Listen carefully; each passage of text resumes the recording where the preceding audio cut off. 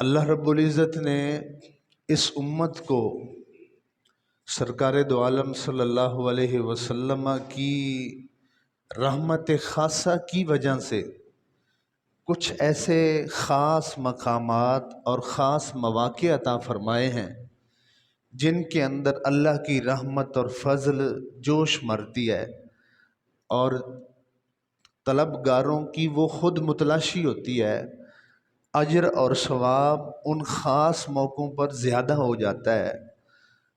ان خاص مواقع میں سے ایک موقع جو اللہ نے حضور کی رحمت کے صدقے اس امت کو دیا وہ رمضان المبارک کا موقع ہے، جس کے اندر جنت کے دروازے کھول دیے جاتے ہیں، دوزخ کے دروازے بند کر دیے جاتے ہیں، اور ہر محنت کرنے والے کو اس کی محنت سے زیادہ دیا جاتا ہے، اور ہر سائل کو کبھی بھی خالی نہیں لوٹایا جاتا ہے، اور ہر طلبگار کی مغفرت کر دی جاتی ہے۔ یہ سب جو رحمت کا سما اللہ نے اس امت کو دیا ہے، یہ رحمت رب ہے کس کے سبب، بے رب جہاں تمہارے لیے۔ یہ حضور کی رحمت کا جو ہے وہ صدقہ ہے۔ اور اسی جو حوالے سے سامنے رکھتے ہوئے رمضان المبارک کا یہ آخری جمعۃ المبارک ہے، جس کو جمعۃ الوداع کے نام سے بھی موسوم کیا جاتا ہے، اور بالکل گنے چنے مختصر سے چند ایام ہمارے پاس جو ہیں وہ رہ گئے ہیں۔ ان ایام کے اندر ہمیں کس طرح باقی ماندہ ایام کو گزارنا چاہیے، اس حوالے سے چند باتیں میں آپ کے سامنے رکھوں گا، تاکہ اگر ہمارے پچھلے جو رمضان کے ابتدائی ایام تھے ان میں اگر ہمارے پاس نیکیاں ہیں تو یہ آخری ایام کو اچھا گزارنے سے مزید نیکیوں میں اضافہ ہو جائے گا، اور اگر اس میں کوئی کوتاہیاں ہیں، کمیاں ہیں، تو ان اختتام کے اچھا ہونے کی وجہ سے اللہ ان کوتاہیوں سے ہمیں معاف فرما دے گا، درگزر فرمائے گا۔ پھر پتہ نہیں زندگی میں قسمت مقدر والوں کو یہ ایام نصیب ہونے ہیں، اگلے رمضان کے آنے سے پہلے پہلے شاید ہماری موت آ جائے، ہم میں سے بہت سارے لوگ اس فانی دنیا میں جو ہے وہ نہ موجود ہوں۔ اللہ سب کو زندگی کے بہترین اور خیر والے ایام نصیب فرمائے۔ رحمتیں بانٹتا ماہ رمضان ہم سے رخصت ہوا، نیکیاں سکھلاتا گیا ماہ رمضان، تیرے آنے سے ملی تھی خوشی، تیرے آنے سے ملی تھی خوشی، ہر گھر میں سیر و افطار کی محفل تھی سجی، ہر مسجد میں قیام و صلاح کی رونق تھی بنی، تیرے جانے سے آنکھیں ہیں اب، تیرے جانے سے آنکھوں میں ہے اب نمی، تو تھا بہت دلربا، تو تھا جاں تسکین جاں اور تسکین ایمان اور غریبوں کا ہم نوا، مجھ نکمے کی ہے تجھ سے یہ التجا، روز معاشر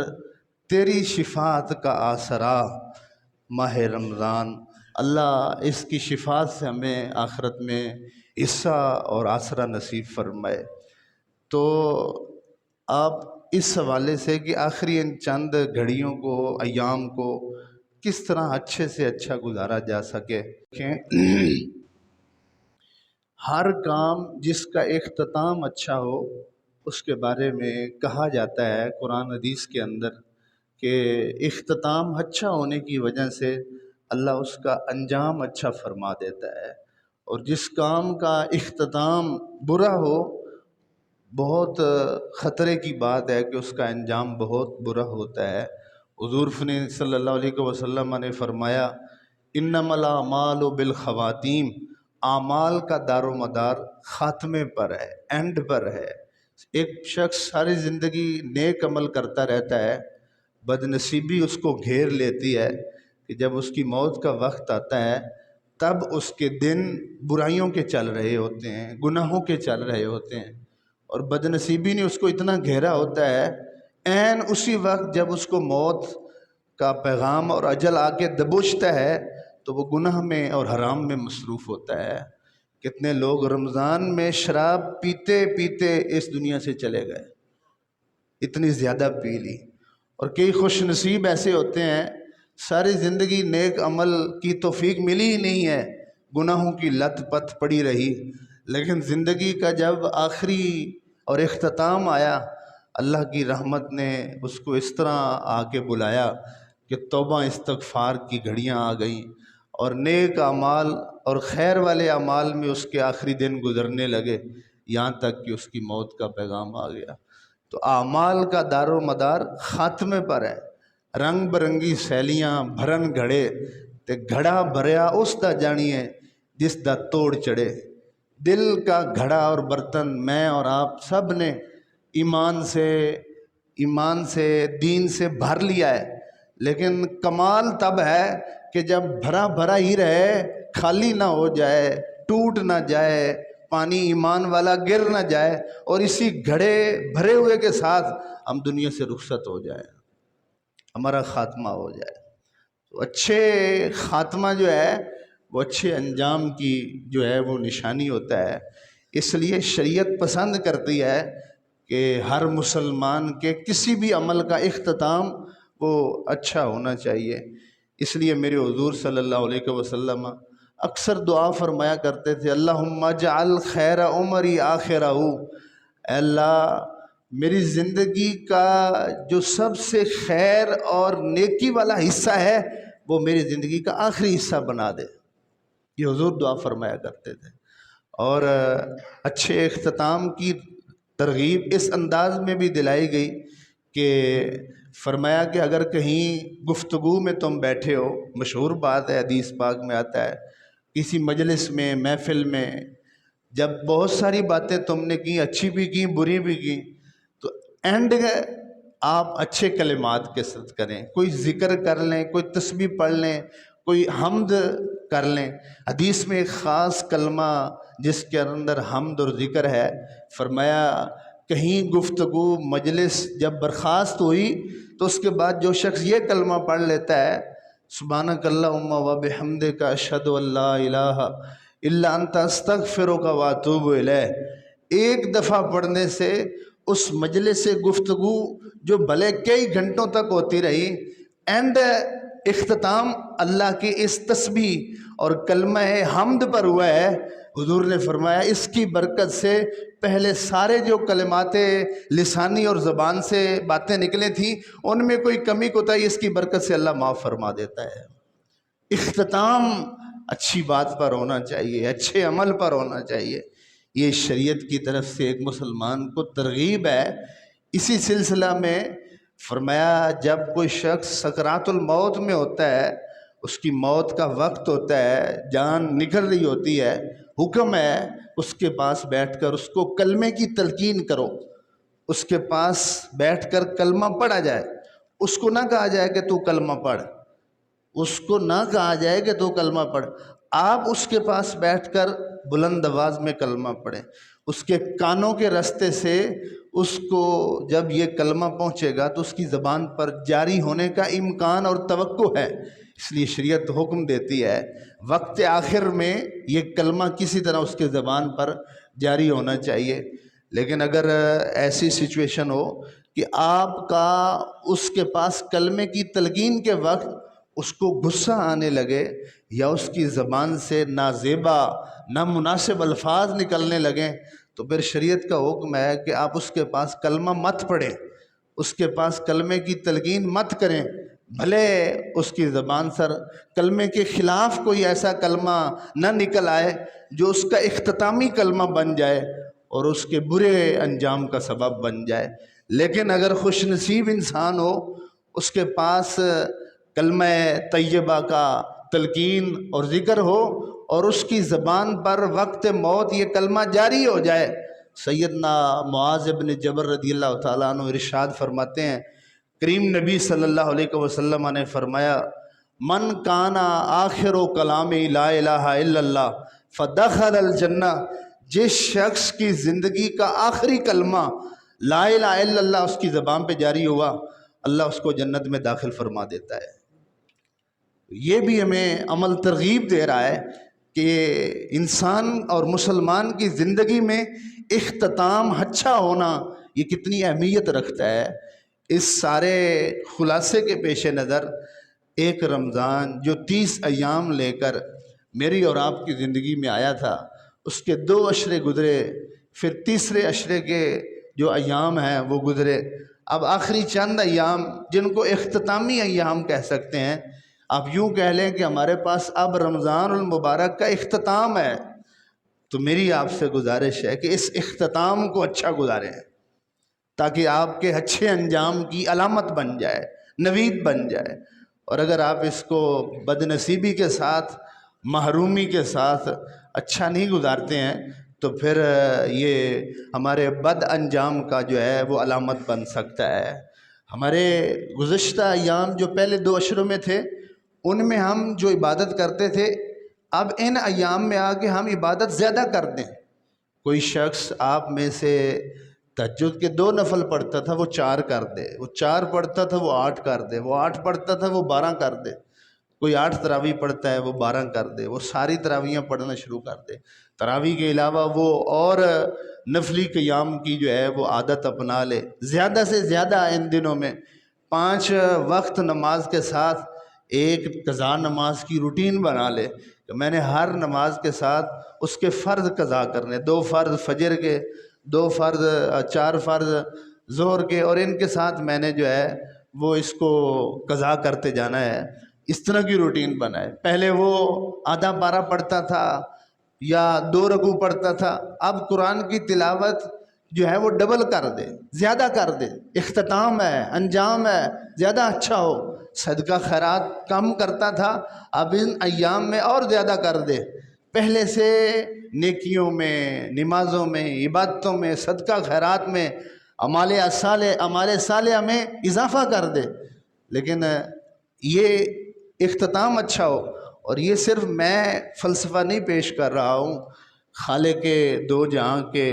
خلاق عالم نبی صلی اللہ علیہ وسلم رمضان المبارک کا جب اختتام آتا اور آخری دن آتے، آپ پہلے سے زیادہ عبادات میں اضافہ کر دیتے تھے۔ ایک حدیث پاک میں آتا ہے، حضرت عائشہ صدیقہ رضی اللہ تعالی عنہا ارشاد فرماتی ہیں کہ کان النبی صلی اللہ علیہ وسلم یجتہد فی العشر الاواخر ما لا یجتہد فی غیرہ۔ پہلے 2 عشروں میں حضور جتنی عبادت کرتے تھے اس سے زیادہ آخری عشرے میں حضور عبادت کرتے تھے۔ جتنی عبادت اور نیکی کے کام حضور آخری عشرے میں کرتے تھے، اماں جی فرماتی ہیں پہلے عشرے میں اتنے نہیں کرتے تھے، زیادہ۔ اور ایک روایت میں آتا ہے شدہ میں ذرا ہوں، جب آخری عشرہ اور رمضان کے آخری دن شروع ہوتے حضور کمر کس لیتے تھے۔ پہلے 2 عشروں میں اتنی کمر نہیں کستے تھے، اتنی چوکنا چوکس اور تیاری نہیں کرتے تھے جتنی آخری عشرے میں جو ہے وہ فل تیاری کے ساتھ آپ کرتے تھے۔ بلکہ ایک تیسری روایت کو آپ ساتھ ملائیں تو فرمایا اے قضا اہلہ،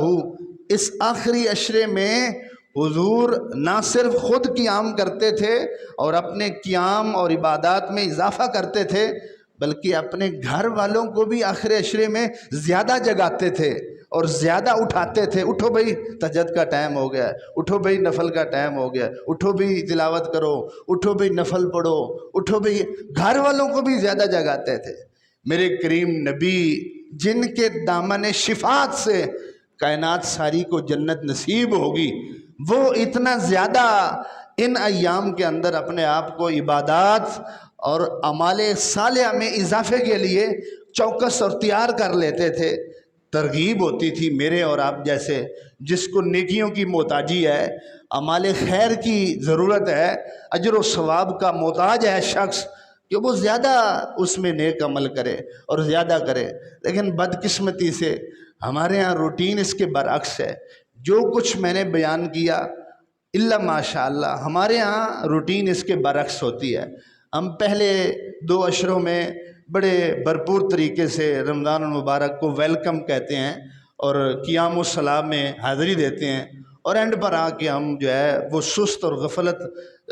کا جو ہے وہ مظاہرہ کرتے ہیں۔ اور ایون کہ جو تراویح پڑھائی جاتی ہے پہلے ایام میں زیادہ قرات کی جاتی ہے اور آخری عشروں میں آ کے صورتوں پہ گزارا کیا جاتا ہے اور بہت کم وقت میں ختم کر دیا جاتا ہے۔ حالانکہ حضور کا یہ عمل اور جو فلسفہ میں نے شریعت کا پیش کیا ہے اس کی روح سے تو آخری ایام میں قیام لمبا ہو جانا چاہیے، قیام زیادہ ہو جانا چاہیے، اور اس کے برعکس ویسے بھی ہم سارا رمضان عبادات اور قیام کر کر کے خود کو نیک کام کرنے میں تھکاوٹ محسوس کر رہے ہوتے ہیں، اور اس کی فریشمنٹ کے لیے ہم بازاروں کا رخ کر رہے ہوتے ہیں۔ عید کی شاپنگ کے سلسلے میں مختلف لہو و لعب کی تقاریب کی ارینجمنٹ کے لیے ہم ان مصروفیات میں خود کو مشغول کر رہے ہوتے ہیں۔ آپ یقین کریں یہ ساری باتیں نفس کی طرف سے ہیں اور نفس کے بہانے اور بہلاوے ہیں تاکہ آپ کا انجام اختتام خراب کر دیا جائے، اور بہت بد نصیب ہوتے ہیں۔ سب سے رمضان المبارک کا آخری گھڑیاں اور آخری اختتام جس کو چاند رات کہا جاتا ہے، کتنے لوگ ایسے ہیں کہ جو ان اختتامی لمحات اور گھڑیوں میں کتنی جو ہے وہ گناہوں، برے کاموں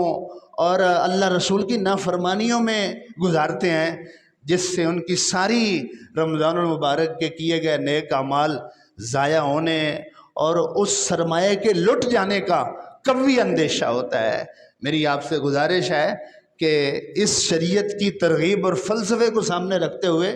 یہ جو میرے اور آپ کے پاس سے ایام گزر رہے ہیں ان کو غنیمت سمجھیں۔ جمعۃ الوداع ہے، اس کے بعد 27ویں شب قدر ہے، بھرپور قیام کیجئے، صدقہ خیرات کیجئے، اعمال صالحہ میں اضافہ کیجئے۔ آپ یوں سمجھیے کہ میری اور آپ کی زندگی کا آخری رمضان ہے۔ ایک شخص نے پوچھا یا رسول اللہ صلی اللہ علیہ وسلم مجھے کوئی وصیت کرو لیکن مختصر ہو، مجھے کوئی نصیحت فرماؤ لیکن مختصر فرماؤ۔ میرے کریم نبی نے فرمایا تو جب بھی نماز پڑھا کر اس نیت کے ساتھ پڑھا کر کہ یہ میری زندگی کی آخری نماز ہے۔